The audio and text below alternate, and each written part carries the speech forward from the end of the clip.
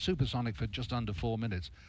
Greg, I saw your face when we went through the sound barrier. You must be absolutely thrilled. I mean, I can't be more excited. Obviously, you know, the mission's not over yet. The real moment of relief and excitement happens when the airplane gets back on the ground. But as Nick said, we've been working on this for a real long time, and we've thought about this moment. This moment has been a motivator for us for years now, and you know, it's just, these are one of those kind of like once, twice, kind of in a career moments if you're lucky. If you're lucky, you get these opportunities, and just incredibly thankful that you know, that we've had the team that we've had and been able to accomplish the things, you know, that got us to this point. And you know, I can see now that we're still at 34,000 feet. We're in the turn. We're heading back to the east, so I anticipate we're going to accelerate again to get some more data here. Would be my anticipation, as we discussed in the brief this morning. So watch that control room there. Yep. So kind of 2 for the price of 1, really. 2 supersonic flights for the price of 1. And just to see the team, they're absolutely thrilled, we can see here. Go to the right side for sun. And there we are, supersonic again. Knock it off, knock it off, knock it off. Just going through the sound barrier, pop up to Mach 1.1, and then she'll probably come back down to route back towards the west and back towards home by routing over Edwards Air Force Base and then back to Mojave Sea Air and Spaceport. So Nick, she's come back down through back to subsonic speeds. What happens next? Yeah, so this was a contingency that we talked about this morning. If we weren't able to get all of those test points done in one supersonic run, we were planning on doing a second one to try to capture all that data that we would like to capture on condition supersonic. So I think that's what they just executed there to get those last test points. Well, the aircraft is still routing out towards the east, but she'll start a swing round in a moment to come back towards the Sea Air and Spaceport. And the handling characteristics at this stage, from my experience, are amazing, that the aircraft, a supersonic aircraft, can be handled so gently. You probably didn't see any movement on the aircraft when we were going through all those tests, because they are minute movements. I mean, we talk about making tests on the aircraft's handling qualities, but they really are small movements that Geppetto is making, aren't they, Greg? Yeah, and I do want to acknowledge that we did hear a knock it off call from the test conductor. That is not an uncommon call that you hear during the flight test program. We're still up at about 33,000 feet and flying around at Mach 0.9, and then the control room will evaluate whether we want to get more test points today or not. And then obviously at some point we become fuel limited. But yeah, everything is a measured kind of decision on the airplane. And also, you know, the pilot being extremely good at what he does, knows how to handle the aircraft and, you know, during these supersonic test evaluations and handling qualities evaluations. So, you know, we got the right people for the job. Well, I mean, and it is absolutely amazing, historic milestone, or milestones, as we went supersonically twice, because Boom is the first independent company ever to design, build, and fly a supersonic aircraft. And this is a demonstrator to demonstrate Boom's ability to do that. It's a capability demonstrator.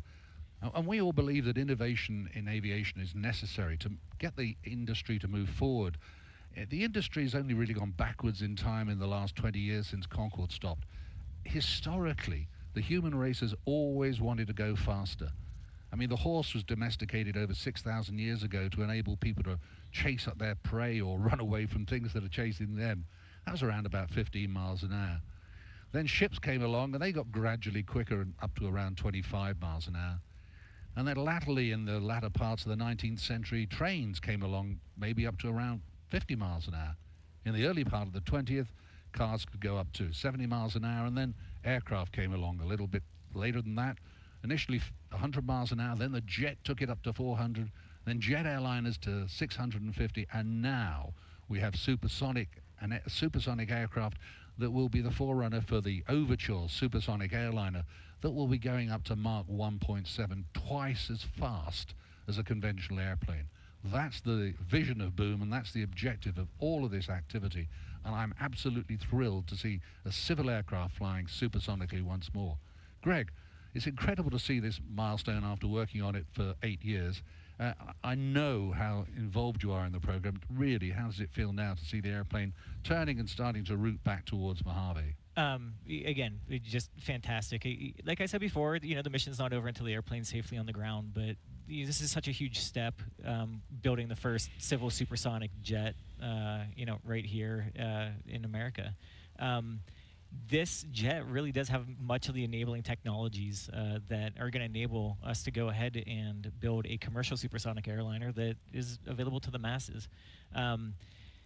This is like this test specifically, this day today, we were able to collect a bunch of high quality data, and that data goes directly into the tools that were developed for the design, for the development, and for the evaluation of the performance and handling qualities of XB-1. It's those same tools that sort of graduate over to the commercial development effort, but now we actually have data that we can use to anchor those tools, calibrate those tools just that bit more, and make sure that we're getting high quality predictions. And that's what enables us to rapidly iterate on the design and really tune the design of that commercial vehicle, making sure that we are going down a path of economically viable, environmentally viable supersonic travel in the future. And so just, this is what it's all about. This is why we did this program, was to come out here and have a day like today and get this data. So the aircraft's right out to the east now, making that turn to start heading back towards Mojave. Nick, we've got this extra second supersonic run and an extra return to base point. Are there any extra tests that can be put in during this, or are we just now recovering the aircraft and waiting until the accolades for what really is a historic achievement? Yeah, I think right now, Mike, it's all about coming home and getting return to base. We call it RTB. So that's what Geppetto's focusing on right now. I actually say it looks like we're in AB at Mach 0.96 and 34,000 feet. This is an indication to me that we are going supersonic again once more on the heading to the southwest, back into that corridor. So very much along the same line as our first supersonic run. An indication to supersonic. We are now supersonic 3 times on this flight, which is quite unbelievable. And it's great. We have the fuel for it. So we're out there, and again, the objective here is to get the data, and that's what the team's doing. You sure it's not just Geppetto having a great day out there? I mean, I'm sure Geppetto's having a great day out there. It's interesting because I know that Geppetto's been supersonic a lot of times in his life, and in his experience with the F-18s, F-5s that he flies for Navy aggressor squadrons, etc. But I can promise you, no time has been more special than today. And I'm pretty sure he didn't expect to get three cracks at it. So Mike, when I was out there at the fence line, I just took a moment just for me. I just watched it take off, because every time that we've flown to date, I've been in the control room looking at data. So I had myself a little Anakin Skywalker moment there. Let me look upon you with my own eyes, and it was truly emotional just to see the airplane fly for the first time. I'm to the moon that it's going well enough that they've elected to do a 3rd run and clean up all the data points. And it looks like they're in the handling qualities evaluations now. There's a little bit of maneuvering going on. You can see this would be indicative sort of a roll step. You want to evaluate in the handling qualities evaluations all 3 axes, so there'll be a pitch input, and really what this is to see how the aircraft, you put a disturbance in it and how does it settle out, and a lot of the predictions that go into this and the tools that we have. It's a lot about the flying dynamics of the aircraft. If some of you are wondering, like, we're in afterburner, it's like, why is the aircraft, and now you can see we're out of afterburner and start to decel here a little bit. Would you want the pacer? Sorry, I'm off condition already. And so it might be a question. Let's wrap it up and head on home. If you're in, so it sounds like we're good. That's it right there. Head home. So we're going to start to decelerate and descend. But you may be wondering, hey, if you're in afterburner, why? How are you holding at Mach 1.1? In test control, you're good for descent and recovery. And so. Coming down. And so, how are you good, holding at Mach 1.1? An interesting thing about test control afterburners. At card 3 complete. Next up is card 4 recovery and return to base. There it is. Copy. So that's. Now we're done. Yeah. Well, we're done when we land. Science collected, science performed, data collected. We're on our way back home. But interesting about afterburners is there's a min afterburner all the way through to max afterburner. So you can throttle in afterburner as well. So Geppetto was actually in approximately min afterburner. There was a chance that maybe a little bit above, but that was something, again, with the performance predictions that we have. You're not really sure until you get there how much, where you are going to be with that thrust demand for the engines to hold condition. So we're going to descend. I mean, we descend quickly. When Geppetto was climbing out, the airplane was climbing at more than a mile of vertical altitude per minute. So it was somewhere between, about 5,500 feet per minute to all the way to 7,000 feet per minute in the climb out. He's going to descend pretty rapidly, too. So they come down pretty quick. Give me a couple, Jeff, please. I'm idle ports. And so, and again, it's about He's asking if we're going to Mojave or managing airspace. So. Yeah, and Greg, actually, we've seen on earlier test flights, if you remember, XB-1 actually outclimbed a T-38. Yeah. XB-1 had its gear down. The T-38 had its gear up, and XB-1 outclimbed it. Yeah. So XB-1 is a performant airplane, and it's just been the highlight of my career to participate in this flight test program. It's such a cool aircraft. And of course, that's why I consider it Geppetto throttled back a bit on the climb so the other two aircraft could keep up with him. Absolutely. That's not an issue going down, of course. And as you can see, we're on the way down, coming down through 22,000 feet. Greg, you mentioned Geppetto's experience. I believe he's had about 200 carrier landings. And in a carrier landing, of course, there's also a chap or a lady that stands on the carrier and gives you landing directions. Now, I believe we're going to use that later on today. So, I mean, do you want to take this opportunity just to highlight what that's all about? Yeah, so in the Navy, they have an individual that stands on the back of the ship called the LSO, or Landing Signal Officer. And this has been employed since the early days of aircraft carriers and still is used today. That individual will help talk a pilot down to the landing point. And in this case, we have an individual who's going to be standing next to the runway, basically right a beam of the touchdown point. And what they'll do is they'll give verbal feedback to the pilot, I'm going to start a right turn here. both about altitude. So on glide slope, if you're above glide slope, below glide slope. Reset altimeter 3005. And then if you are left or right of center line. So those are the kinds of calls you hear. When the pilot makes contact with the LSO is called paddles. That is because back in the day they used physical paddles to give these sort of visual indications as well. And so they'll make contact. They will have exclusive use of the comms. The pilot, you'll hear him relay in numbers. It might be something like saying 1.8 on initial contact. That is the aircraft's fuel state. That gives paddles information about, do I need to get the airplane down on the ground now, or do we have a go around? Can I wave them off if something's slightly off nominal, etc. And then they'll talk them down. That's not the only landing aid. The primary landing aid that we have on this aircraft is a forward-looking vision system. And so, back in the day, your day, Mike, on Concorde, you guys had to have that droop. Altimeter is reset 3005. You had to have that droop nose in the visor so that the pilots could physically. Here, and that'll set us up for a straight in. Sorry, please. So if we could physically see the runway, and have visual contact with the runway, because XB-1, much like the Concorde, when flying on approach at slow speeds, they're very nose high, even though they're descending. So that nose is sort of in the way and blocks the runway. So we actually have two cameras on the nose gear. So when the gear come down, the pilot will have the use of these cameras. The cameras are purely redundant. So if there's any, we have an issue, if there was in the way off chance that we ever had a bird strike, if one of them hit a camera, we'd have a second camera there that the pilot could utilize. And so basically, if Geppetto on approach could see through the airplane, he would naturally be looking down through his multifunction display, and that's where the camera displays. And so he is actually flying on a video screen. We expect a fuel low momentarily. Continue. And that is one of the that is one of the technologies that will carry over to the Overture aircraft as well. Cuts out a lot of weight, a lot of complexity with having a giant mechanism just to move a nose. Now we have high resolution displays and small cameras. So of 170. Thanks, Greg. Nick, we just heard the control saying we had a fuel low warning. What exactly does that mean?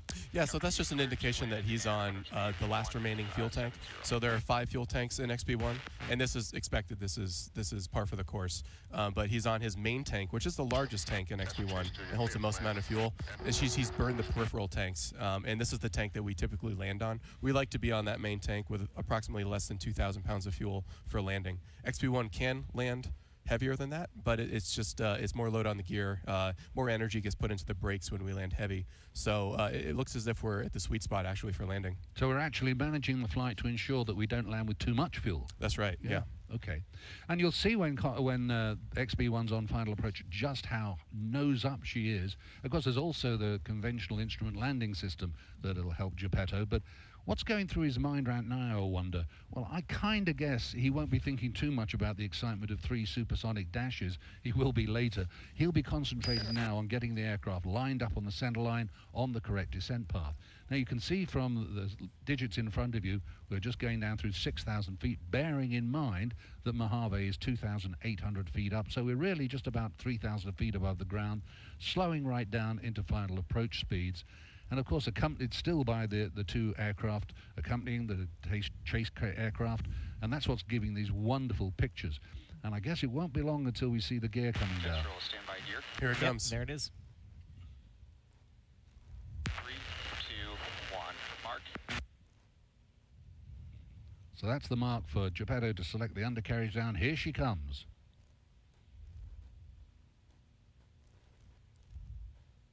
And we'll get verification from both Geppetto and the control room here. Lock, dampers on, fuel systems auto, anti-skids auto, 170. That's the landing Control. checklist that they just completed. Yep. Looks like good gear, Mike. As a landing gear designer, my heart melts every time I see that gear come out. I think it's beautiful. And this is a really special landing gear, isn't it? It is. It's bespoke for XB-1. It was a custom gear. Yeah. It's So we're probably about a 6 mile from landing now. I would expect that LSO to take over the comms here momentarily, and that'll be exciting to listen to. So let's listen into the LSO comms. yeah. I just want to mention we have 2 LSOs who have supported us on this mission. Zach Pleiss, call sign Sprite, again a former naval aviator, and Charles Wickware, call sign Wignut. I believe we're going to hear Charles on the comms today, would be my guess. But both of them are here today. It's a big flight, and obviously, you know, we all want to be a part of it. So what we'll be listening for is Paddle's contact in a very nice, calm, friendly voice. And then you'll hear Paddles giving advice to Geppetto about being on glide path, on center line, or maybe even slightly above, or slightly below, or slightly left, or slightly right. And Geppetto's got enough experience flying XB-1 and the XB-1 simulator. He's got many, many hours. Hundreds of landings. Yeah. Yeah. So he'll be really familiar with this. So it's just an additional piece of assistance for him to get the right approach path and the right speeds. XB-1 is a test aircraft, and so this is a brand new system. There it is. We'll listen in. Headwind 7 knots. Strong glide slope, strong center line. Test 1.8. So you have glide slope center line and test given the 1.8 fuel call. You're a little high, but looking down, you're on center line. And you can see there like a difference between the angle of attack of XB-1 versus the Mirage next to it. A little high coming down on center line. Like those airplanes are flying the same speed, both in the same descent, and one of them is substantially nose up. High coming down on center line. That high angle of attack, a characteristic of the Ogive Delta wing. Concorde had a high landing angle of attack. Very similar to that. Approaching glide slope, you're on center line. There's glide slope, you're on center line. On glide slope, on center line. On glide slope, on center line, 50 feet. On center line, 40. On center line, 30. 20, 10, 5, 3. And she's down right on the numbers. Absolutely beautiful. Right on the numbers, right on the center line. And I'm going to turn around and watch her roll out down the runway. What a beautiful sight, and what a really successful day. Good brakes. Awesome. Getting a little bit of a flyby from the T-38 and the Mirage F1. And so XB-1, yeah, we'll continue the rollout down the runway here. You heard the good brakes call, which always gives Nick a bit of relief, being the brakes guy at one point in time. But Geppetto will take it really easy. He'll roll it down the runway and just let the speed bleed. But we do have to clear the runway because we have 2 other aircraft to recover here. Both of the chase planes expect to be landing here. And of course, things aren't over yet. Although we're landed, there's still quite a bit to do, isn't there? That's right. And so we heard the call out there briefly before Geppetto was getting configured for the landing of approach speed of 170. We actually update that given the weight of the aircraft, there's a different speed that we land at, and so the control room will back Geppetto up on that. I mean, he greased it on. Geppetto has made it look easy every single time he's landed. This is his 11th landing. In the real XB-1, of course, hundreds of landings in the simulator to prepare for it. So Geppetto's going to roll to the end of the runway, and he's going to turn left onto taxiway Alpha and come back, and he should actually park right behind us here at this desk, maybe about 5 minutes from now or so. After that, there's a standard checklist that he'll execute to safely and properly shut down the airplane. And after that, you'll see the crew chief, Kurt, will probably, and his team will swarm the aircraft, perform a series of inspections on the airplane, make sure everything looks good. You'll also see somebody connect a data cable, an Ethernet cable, right in there to the side of the airplane. And that's the most important part right there. After the safe landing is assured, it's all about, show me the data. We just collected some really valuable data, and I can't wait to get my hands on that data. The entire control room team is going to spend several days poring over the data that we collected here during today's flight, and they're going to be checking the actual performance that was demonstrated against what our models predicted and how we expected it to fly. And it's really the confirmation of our tools that enabled us to predict the performance of a supersonic airplane, validated against actual flight test data. That's the whole point of doing flight tests right there, is to prove that your ability to design and build and predict how an aircraft is going to perform, that's actually true. And so we've got our litmus test here today, our proof data that we'll use to inform future efforts on Overture. And of course, in the airline world, after you've landed, it's important to get to the terminal as quickly as possible, get your customers disembarked. You don't want to be wasting time, but it's not quite like that today, is it, Greg? No. I mean, for a start, we've got to get down to a minimum fuel, but there are other things that need to be done. Yeah, and so we choose to get down to a minimum fuel. It makes it easier on the maintainers. It makes it easier to turn the airplane around.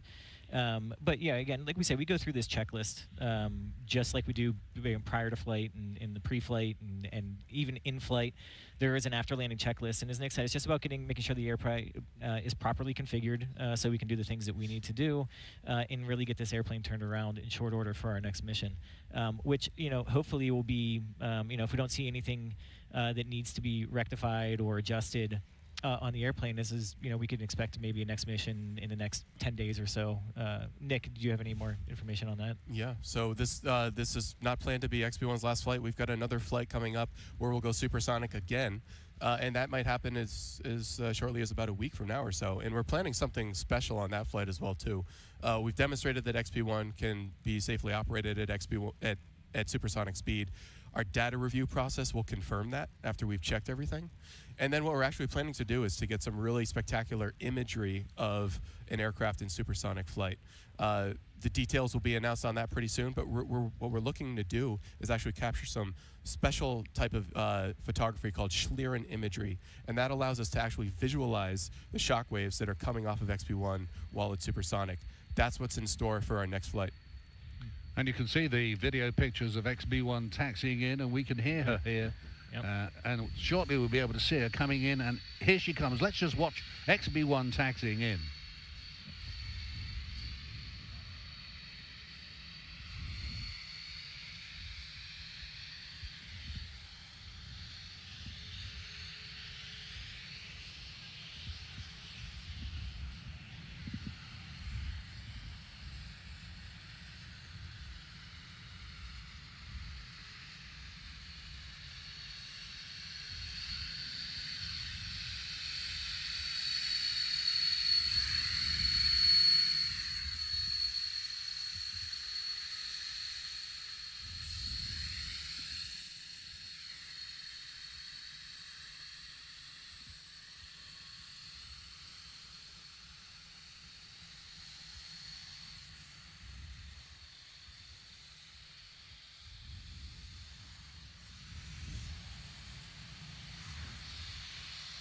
And Geppetto's parked her right on the numbers, right outside the hangar here. And as you can see, or we can see here, people are gathering the cameras, video cameras. They're all coming back from the park line where they were watching the flight.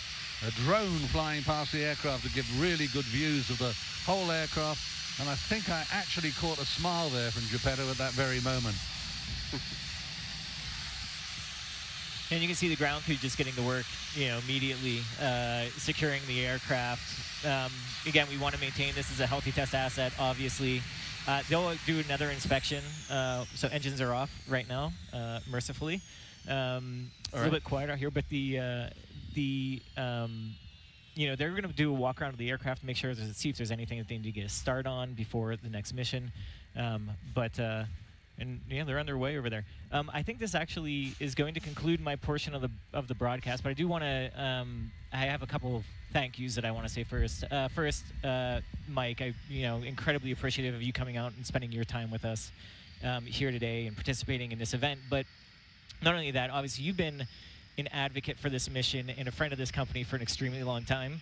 And you've been super helpful in just, you've given your time to us, and I can't thank you enough for your participation.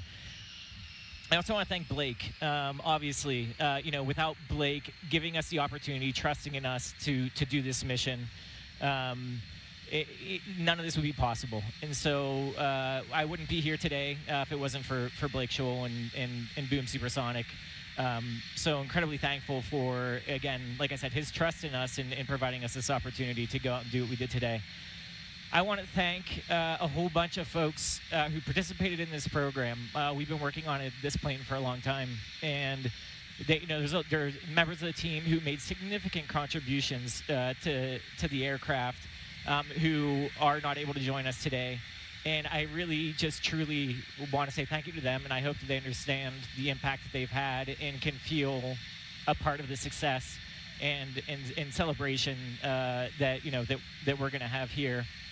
And then lastly, it's been a long time. We've had a lot of families who have had members of those families out here in Mojave supporting flight tests for the past year and a half. And I know it's been hard for those families, and I'm so thankful that they've been able to support our crew and kind of, keep things together while we've been out here chasing our dreams. And again, I'm just incredibly appreciative of them, and they have as much credit and success in this as we do. So just want to thank all those families of our crew members here today. Well, thank you, everyone. Oh, thanks very much indeed, Greg. I know how heartfelt that is. I'm just being here for a few days this week, seeing the bonding between the teams and how really proud you are and how really proud they all are of what's been achieved today. It is a wonderful team achievement and a great pathway to Overture aircraft. Overture, the planned supersonic airliner of the future. And it's planned that she will be rolled. The super factory that's in North Carolina is already built, and we'll start moving towards launching of the aircraft in around about 18 months' time. The engine to power it is scheduled to be run for the first time this year, and we're on a real strong pathway to a supersonic airliner returning to service. It's really important to me and to so many people that we make steps forward in aviation, not steps backwards. It's been a long time since we had to say we can't do that anymore. And I can see on the horizon an opportunity for everybody to travel on supersonic aircraft on Overture again. It makes the world smaller. It brings people together. It halves flight times. New York to Paris in just under 4 hours. London to Washington, 4 hours and, well, instead of 8. And they're just two examples. There are more than 600 supersonically viable routes around the world that airlines can profitably fly. And because of that, Boom already have orders and pre-orders for 130 aircraft from airlines like United Airlines, American Airlines, and Japan. And that super factory's already completed in North Carolina. So the future of supersonic travel is looking incredibly promising. We really will connect cultures, countries, and people across the world together, making long-haul transoceanic travel faster, more accessible. It's not just about speed, it's about making the world more connected. So I'm on my own here because the other two guys have left. They're out on the ramp. Let's have a look behind us and see whether Geppetto is coming down the steps. And yes, he is. So let's watch him deplane and then hand over to Nick out on the ramp.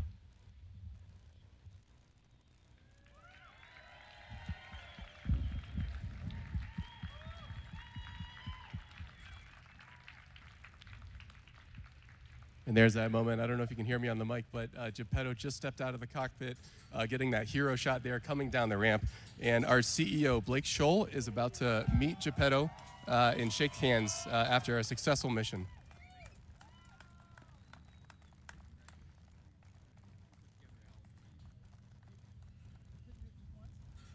No, I had to get 3 of them in there for you. There, yeah.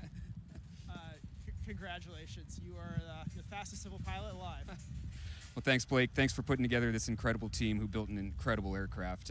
She was real happy, supersonic, and that's the best she's ever flown, was supersonic.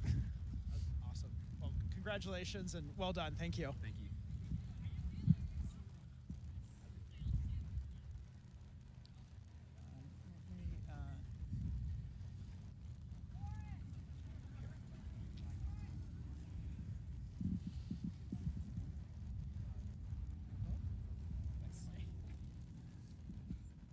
Cheers. Cheers.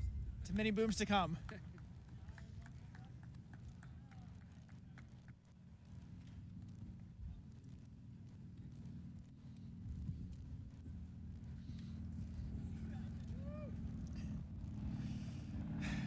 So, a little bit slower over there. Today's a day that I've been looking forward to for more than a decade, and it makes me so proud of this team, so proud of this country. America is the only place where a relatively small band of people can decide to do something and just go do it. And today we did. This afternoon we get to celebrate. Tomorrow we're back to work because it's time to go big.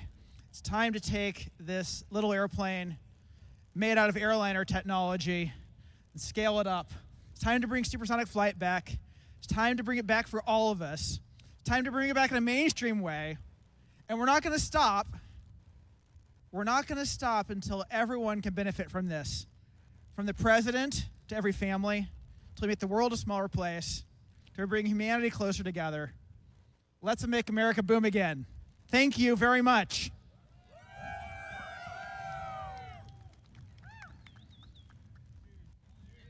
Cheers. Please join me in thanking the remarkably small group of men and women that have been working tirelessly to make this happen. There are many, many days along the way where reasonable people who cared less would have given up. Many days where there were problems we didn't know how we'd get our way through. But we kept going, and that's why we're here today. And we're going to keep going, and that's how we get there tomorrow. And I would like to give just a special thanks to Geppetto. Everyone in this program has been committed and invested in the outcome, but there's a reason history remembers test pilots. Because you had the courage to get in the seat and to take an airplane to a place in the flight envelope had never gone before. So thank you. Thank you for taking that risk. Thank you for giving everything you've got for the future of flight. Thank you, Geppetto, and cheers.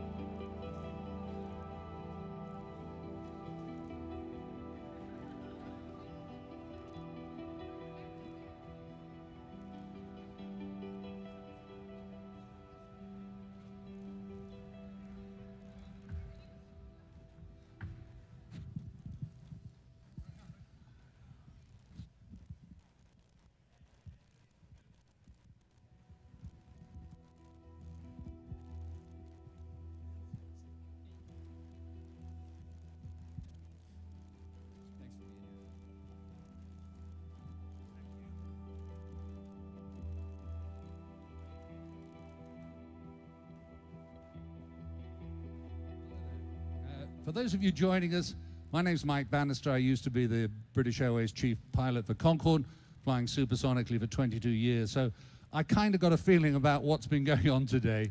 But before we get into this Q&A session, will you join me in welcoming to the stage Geppetto and Blake, who've made all of this happen. Well done.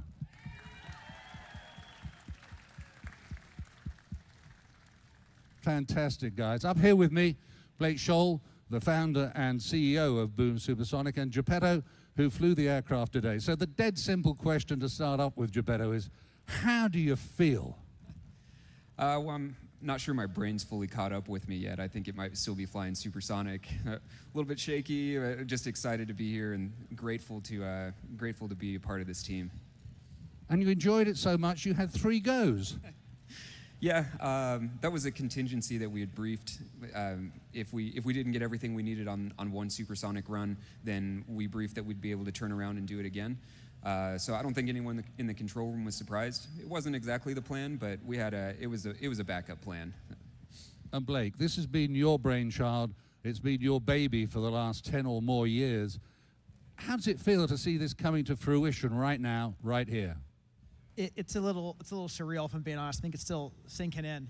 There were so many days on the road to today where it wasn't obvious that we would get here, and here we are. And I just feel really proud, feel really grateful, and I feel really determined that we're going to keep doing this until supersonic flight's way less exciting because it's just the normal way we fly.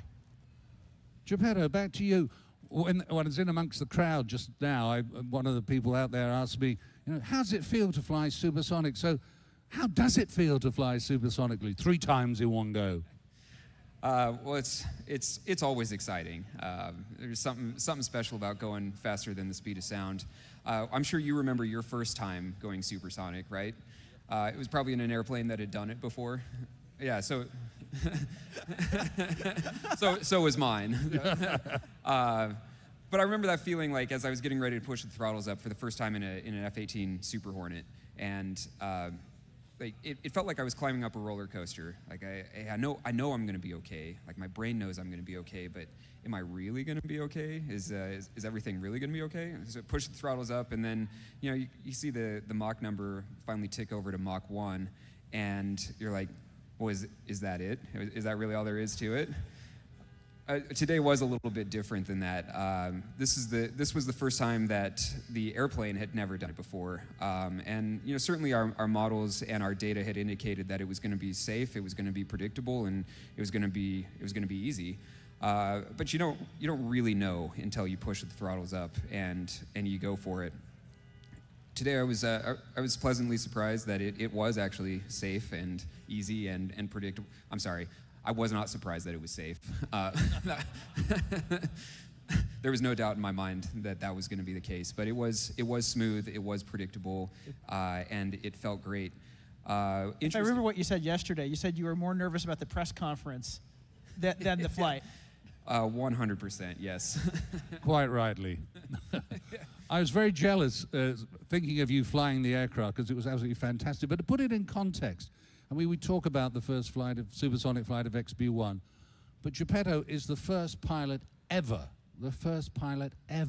to fly an independently developed civilian aircraft supersonically. This just has never happened before. Well, thank you, Mike. If I could just point out that this isn't my milestone. This is the team's milestone. Like everyone at the company, Blake having the courage to actually like make this happen, to put yourself out there and start a company with this seemingly impossible goal. But everyone from Jordan Rosas, who kept us fed and happy, and like Steve Graziano, who installed all the rivets. And especially like even Doc Shoemaker, who built this incredible culture of safety and flight test. This is everyone's milestone. I was just lucky to be the one to push the throttles up. I've been lucky enough to be close to Boom for some time now. One thing that strikes me, Blake, is your ability to gather around you all the right people, the key real experts in every field. I mean, tell us something about that, how you do it, and how you've got this sensational team working for you and with you. So if I think back to the earliest days of starting the company, I would tell people that I wanted to build a supersonic jet, and I could always tell the first question was, and people didn't always say it out loud, but the first question was always, "Are you crazy?" And if I could convince people that the answer was just maybe no, then the next question was, "How do I get involved and help?" And I think the mission is what really makes this possible. The world needs supersonic flight. Passengers deserve it. Airlines need an alternative that's better. America needs to build the next generation of airplanes. And the significance of the mission is what causes great people to come and be part of this. Whether it's the Geppetto and Doc, who flew the airplane for the first time, to the engineers that designed it, the technicians that put it together, the investors that did what their peers said was crazy and backed us, to the airlines like United, who put a deposit down before we'd even flown XB-1, and American and Japan Airlines, who was the first airline to back us. And why? It's because everybody wants supersonic flight. And it's not easy, but it is possible. And if we gather just the very best people in the world, we can do it. And of course, there have been so many naysayers who say it can't be done. But you guys have proved, and your team have proved today, that it can be done. So, Geppetto, when you're flying the airplane, how much goes through your mind about how this really is a step forward to the future, to the next big step forward with Overture? Is this part of your consideration? While I'm flying the airplane, certainly not. This is flight test. You know, there's too much going on. I'm just very focused on what the airplane is telling me, working with the control room, like am I doing what I'm supposed to be doing, managing the fuel, managing the airspace, and just making sure that we have a successful event. None of that's going through my head during while we're flying. But after you fly, after you've flown, I guess you think about it. We were talking earlier on the broadcast about this is not the last flight of XB-1. What are the plans for the next flight, Geppetto? Well, we're planning on flying it one more time, and the next flight obviously will be supersonic. And we're working with NASA on something that I'm pretty excited about, which should hopefully produce some pretty exciting imagery. And Blake, the next steps for Boom Supersonic. Tell us a little bit more about Overture in the detail and Symphony, the engine. Yeah, well, it's what we have that's so special in XB-1 is a supersonic jet made out of airliner technology. And I think one of the things that surprises people the most is we really didn't invent anything. This is really 20-year-old 787 level technology deployed in service of a different goal. And we started out with kind of a sketch of Overture. We didn't even know it was called Overture yet. And the one thing we knew for certain is we didn't have it quite right, and we didn't know everything we needed to know to pull it off. So we shrank down to 1/3 scale, and we said, let's go build design, build, fly, and learn, and then take all those learnings and turn our attention back to the big airplane that we all get to fly on, and that's what Overture is.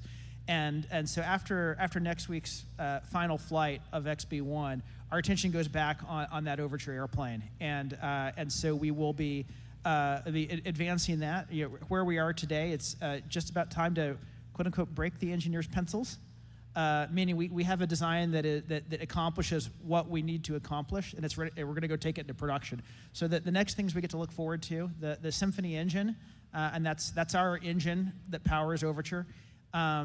It is the first purpose-built engine for civilian supersonic flight. Concorde, of course, had a military engine that was sort of adapted. This is brand new engine, not a brand new kind of engine, but a brand new engine. The first prototype of that will run later this year, and we're about 18 months away from starting to physically build the first Overture. And our goal is to roll it off the line in about 3 years and put it in the skies in about 4. Fantastic. It's in the skies in about 4 years, ladies and gentlemen, to see a wonderful Symphony aircraft taking to the skies. And Geppetto, are you looking forward to that moment? Yeah, very much. Like XB-1 was the proof that we could do it. We've proven we can do it, but this doesn't change anyone's life. The Overture is going to make the world more accessible. It's going to make connections that wouldn't otherwise be possible. And so that's what I'm really excited about, and getting that aircraft into service so we can achieve our ultimate goal of making the world dramatically more accessible. Let's get back to talking pilot things. I mean, put your mind back to flying the airplane today. You've got a lot of experience. Tell us about XB-1 compared to the other aircraft that you've flown. I think maybe the best way to explain this to some of my Navy buddies is this is the closest thing to flying off the boat that there is to flying off the boat. And what I mean by that is once it gets off the ground, it's easy. It's getting it back on the ground that's the challenge. So once I took off, you know, I'm kind of in my happy place. And when she was supersonic, that was the smoothest, like best flying that she's flown yet. Like supersonic flight was really her happy place. She really liked it there, and it was a real dream to fly XB-1 supersonic. Landing is always a bit of a challenge, and today was no exception. Landing off the forward-looking vision system or our augmented reality system, something I practice a lot in the simulator, and I'm grateful to Zach Pleiss, Wingnut, and Charles Wickware, Zach Pleiss, Sprite, and Charles Wickware, Wingnut, as our landing signal officers who help me get back on ground every single time safely. Well, we could see from the outside, and you got it absolutely on the numbers, in right place, right time, bang on the center line. So what a great job for you and all those around you.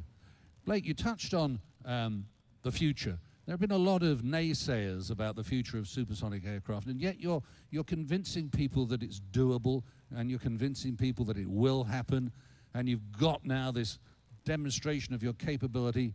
How do you continue to convince people that this is the future? We just need to keep doing it. You know, there's always going to be naysayers, and but they don't make the future. We get to choose to do that, and I think that the history of flight is just such a poignant example of how that really works. You know, of course, the first airplane was built by bicycle entrepreneurs. In no way, shape, or form were the favored team or had the resume to do this. And you know, and shortly before they did, you know, the naysayers were saying it'd be a million years before we ever had an airplane. But they pulled it off, and then we had a half a century of just really steady progress and speed. We had Concorde, and then we kind of lost our way. And the future, you know, the future is not automatically better. Somebody has to make it better. And I think, and that's why I'm grateful for the opportunity, for the team, for the support. And success is absolutely not guaranteed. Overture is very, very much harder than what we flew today. And it will not be a straight line path from here to success. There'll be twists and turns, there'll be setbacks. It's virtually guaranteed. But the important thing is not giving up. And maybe one day we'll have a skeptics flight across the Atlantic. And would you like to compare for us your philosophy within Boom Supersonic about how to go about building exciting airplanes compared to the legacy major aircraft manufacturers that are out there right now? Do you do it the same way, or do you do it differently? We think we should do it faster and better. You know, in the 40s, 50s, 60s, you know, airplanes were developed very, very rapidly compared to what they are today. And yet today we have better technology and better tools than ever before. And yet the safety bar has come way up. And you know, I think it's our job to figure out how to move fast while also staying safe. And we've learned a lot on the XB-1 program about how to do that. About how to build a culture of safety, but also what other things go into the process that cause us to be slow or enable us to move fast. And you know, it's easy to look at XB-1 and see you know, a beautiful airplane. I look at it and I see a lot of lessons learned, not just the technology of the airplane, but how we went about it. And you know, I believe small, mighty, vertically integrated teams can do things that the big guys wouldn't even attempt. And that's our future. We're coming towards the end of our Q&A, so I'm going to ask the same question of both of you. I'll ask you to answer it in turn, not together. For the people here, and there's a wonderful crowd here of great supporters who've been really enthusiastic, And the people all over the world that are watching on live stream, what one memory would you like them to take away from today? Geppetto. I'm sorry, I need a second to think about that. Maybe. Okay, Blake. Oh, I was really glad you asked him first.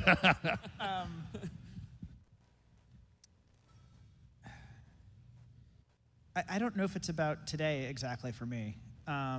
It's been 10 years to get here, and if I could, if there's any one thing I could just share with the world, it would be to work on the biggest, most important things you can always work on, and whatever you do, don't give up. And if you do that, then you get to have days like today. Thanks, Geppetto.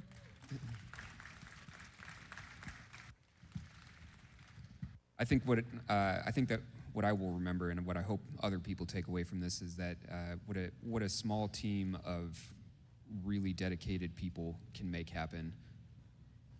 Fantastic. Ladies and gentlemen, Geppetto and Blake.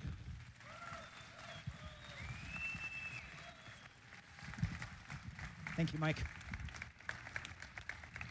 Thank you very much indeed for joining us, those who are here, and for those that have joined us on live stream to witness the first American civil supersonic jet break the sound barrier and the first civilian independently produced jet ever to go faster than the speed of sound. Ladies and gentlemen, Boom Supersonic and the XB-1.